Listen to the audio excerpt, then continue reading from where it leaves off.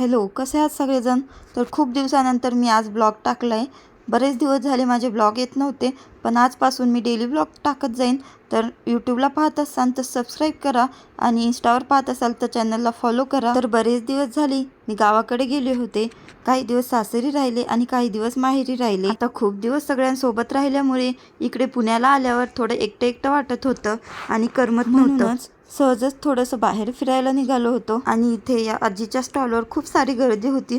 तर म्हणलं चला आपण पण टेस्ट करून बघूया आजीच्या हातचे धपाटे. नवऱ्यासोबत बाहेर फिरायला आल्यावर माझ्या इच्छा मुली पिझ्झा बर्गर अशा काही गोष्टी खात असतात, पण मला या गोष्टी अजिबात आवडत नाहीत. आणि धपाटे पराठे थालीपीठ हा म्हणजे माझा आवडता विषय आहे. आणि नंतर मग इराणी कॅफेला आलो आणि मग इथे चहा घेतला आणि नंतर मग अभिराला आईस्क्रीम खायची होती, तर मग अभिराला आईस्क्रीम पण घेतली. आणि इथे बघू शकता आईस्क्रीमसाठी पण खूप जास्त गर्दी होती आणि ही इथली आईस्क्रीम पुण्यातली फेमस आहे. अभिराने आणि अभिराच्या पप्पाने छान आईस्क्रीम एन्जॉय केली. चला तर भेटूया मग नेक्स्ट व्लॉगमध्ये. बाय.